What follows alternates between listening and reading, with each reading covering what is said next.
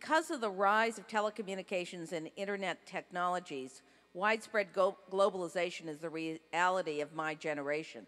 While it's certainly beneficial to bring fresh international ideas to American business, many worry that jobs will soon be outsourced at a rate that will significantly harm the career prospects of American college graduates. What advice would you give us on this subject? Two things. First of all, we are losing even some jobs that are being outsourced that are basically higher ed jobs, college education related jobs. But the first advice I would give is study the trends. You're going to have to be more careful. You're going to have to change what you do more times during the course of a lifetime. But your education is still a big advantage. You just got to pick and choose and find things that won't be so quickly outsourced.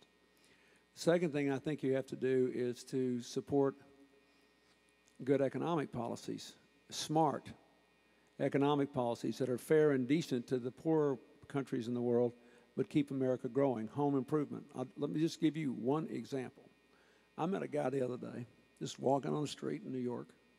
Another thing you can do when you're not president anymore.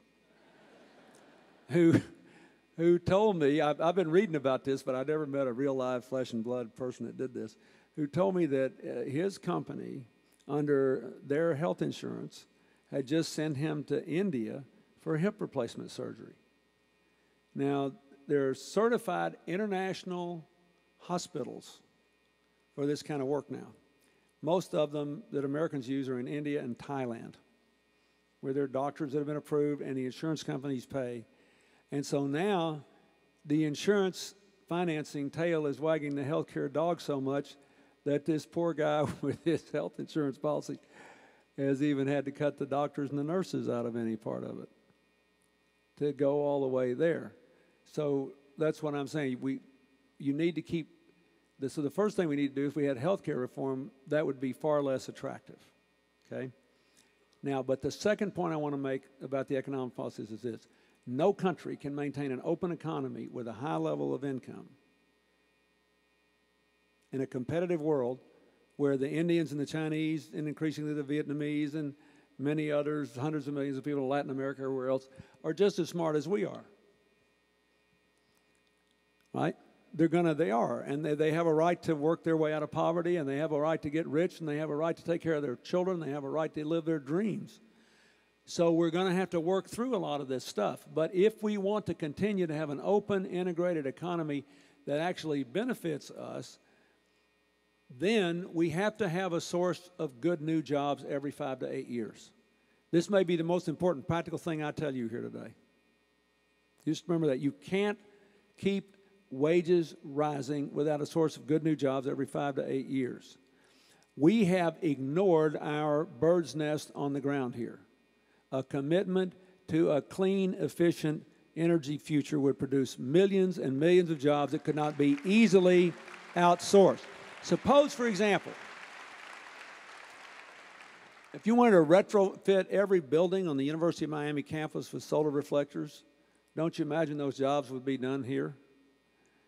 And probably the university would buy panels that were made in America, designed by engineers who are here.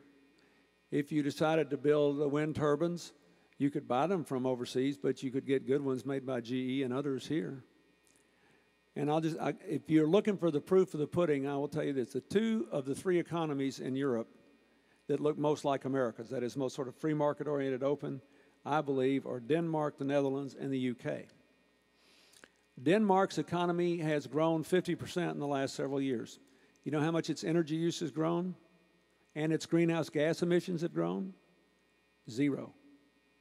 50% growth with no increase in energy use or greenhouse gas emissions. None, not any, not 1 watt. Meanwhile, they generate 22% of their electricity from wind, the highest in the world. They also have great conservation. The United Kingdom, when I negotiated, I sent Al Gore and Stu Eisenstadt to negotiate the Kyoto Treaty on climate change. We had almost everybody in the Senate voted against it before I could even send it to them. They didn't even want me to send it to them. They said it's a job killer, it's going to bankrupt the economy. So when President Bush won, he believed that too. And he said, oh, this is a terrible thing, devastating the American economy. You know what the British said? We like Kyoto, but it's actually too weak. And we're going to beat our Kyoto emission targets by 25 to 50%. Guess what? Their unemployment rate's about what ours is. But unlike America, their wages are rising, median wages are rising, and inequality is declining. Why? Gordon Brown, the Chancellor of the Exchequer, put out a stunning report detailing by category the tens of thousands of jobs they created by category because they made a commitment to a clean energy future, and they believed in it so much they've come up with a second plan to build on it. So you remember that. Look at Florida, for God's sakes. I mean, if we have global warming, you know, all that work I did to recover the Everglades is going to be lost because it's all going to be underwater. And you could create a sustainable economy for first-generation immigrants without college degrees. 40% of the immigrants in America today, the Hispanic immigrants in America today who have gotten jobs in the last 5 years have gotten them in construction. 40%. If we made a serious commitment to have energy-efficient buildings, which are responsible, by the way, for 1/3 of our greenhouse gas emissions, buildings, and to do everything else we could do, you wouldn't have to worry about the jobs. And you wouldn't have to worry about the jobs for the college graduates either.